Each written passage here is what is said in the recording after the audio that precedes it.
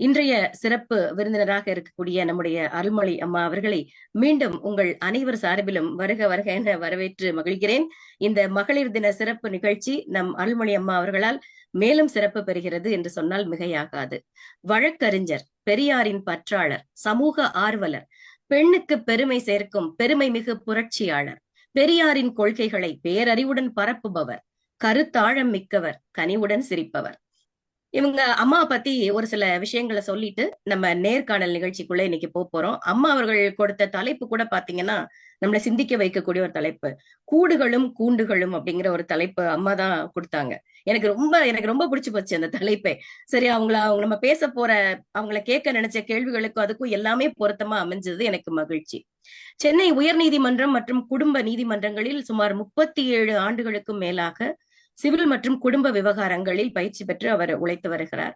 சேலம் மாவட்டம் சேலத்தில் பிறந்தவர் இவர். இவருடைய தந்தை நம்ம சரோமா சொன்னது போல மறைந்த புலவர் அண்ணாமலை அவர்கள். இவர் ஒரு தமிழ் பண்டிதர் மற்றும் கோட்டை சேலம் நகராட்சி ஆண்கள் மேல்நிலைப் பள்ளியின் தலைமை ஆசிரியராக இருந்தவர். இவருடைய தாயார் மறைந்த திருமதி சரசு அம்மையார் அவர்கள் ஒரு அச்சு எந்திரத்தின் உரிமையாளராக இருந்திருக்கிறார். அரசு பெண்கள் மேல்நிலைப் பள்ளி மற்றும் பாவாடி நகராட்சி பெண்கள் மேல்நிலைப் பள்ளிகளில் பள்ளி படிப்பை நம்ம அருள்மொழி அம்மா முடித்திருக்கிறார்கள். கலைஞர் கருணாநிதி கல்லூரியில் BA ஆங்கில இலக்கியம் பயின்றவர். சென்னை பிரசிடென்சி கல்லூரியில் முதுகலை ஆங்கில இலக்கியம் சேர்ந்துவிட்டு அதை இடையில் நிறுத்திவிட்டு சென்னை டாக்டர் அம்பேத்கர் சட்டக் கல்லூரியில் BL படித்தவர். 1988 ஆண்டு தமிழ்நாடு பார் கவுன்சிலில் வழக்கறிஞராக சேர்ந்தார். பள்ளி நாட்களிலிருந்தே பேசத் தொடங்கிவிட்டார். அம்மா சொன்னது போல 10 வயதிலிருந்தே பேசத் தொடங்கிவிட்டார். மாவட்ட மற்றும் மாநில அளவிலான சொற்பொழிவு போட்டிகளில் பல முதல் பரிசுகளை வென்றவர். கல்லூரி நாட்களில் NSS தன்னார்வலராக செயலாற்றி இருக்கிறார். கல்லூரி கலாச்சார நடவடிக்கைகளில் தீவிரமாக பங்கேற்றவர். 3 ஆண்டு கால இளங்கலை பட்டப்படிப்பு மாணவர் சங்கத்தின் நிர்வாகியாக, செயலாளராக மற்றும் தலைவராக சிறப்பாக பணியாற்றியிருக்கிறார்.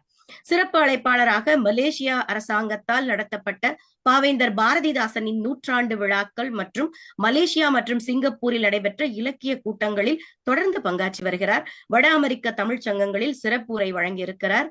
சிகாகோ மற்றும் கனடாவில் நடைபெற்ற ஆண்டு விழாக்களில் தொடர்ந்து பங்கேற்று வருகிறார். ஜெர்மனி மற்றும் ஆஸ்திரேலியாவில் நடைபெற்ற சமூக நீதி குறித்த மாநாடுகளுக்கு தொடர்ந்து அழைக்கப்பட்டு அங்கும் தன்னுடைய பரப்புரையை செய்து வருகிறார். சமூக பிரச்சனைகள் குறித்து எழுத்தாளர் மற்றும் கருத்து தயாரிப்பாளராக இருக்கிறார். தொலைக்காட்சி விவாதங்கள், சமூக முக்கியத்துவம் வாய்ந்த பிரச்சனைகளை தொடும் விவாதங்களில் எல்லாம் பங்கேற்கக்கூடியவர். அங்கெல்லாம் அம்மா இருப்பாங்க. அவங்க சொன்ன மாதிரி, சரோவம்மா சொன்னது மாதிரி, இவர்களை கண்டாலே மரளக்கூடிய அளவிற்கு அவர்களுடைய கருத்து தெரிப்பு இருக்கும். அரசியலமைப்பு சட்டம், சிவில் மற்றும் திருமண வழக்குகள் துறையில் சென்னை உயர்நீதிமன்ற வழக்கறிஞர் பயிற்சி. 1990ஆம் ஆண்டு தமிழக அரசால் பாவேந்தர் பாரதிதாசன் மாநில விருதை பெற்ற பெருமைக்குரியவர். சமீபத்தில் ஜனவரி 16ஆம் தேதி அன்று நம்முடைய தமிழ்நாடு அரசின் உயரிய விருதான தந்தை பெரியார் சமூக நீதி விருதை பெற்றவர். அம்மா அவர்களுக்கு அனைவர் சார்பிலும் நெஞ்சார்ந்த வாழ்த்துக்களையும் மகிழ்ச்சியையும் தெரிவித்து மகிழ்கிறோம்.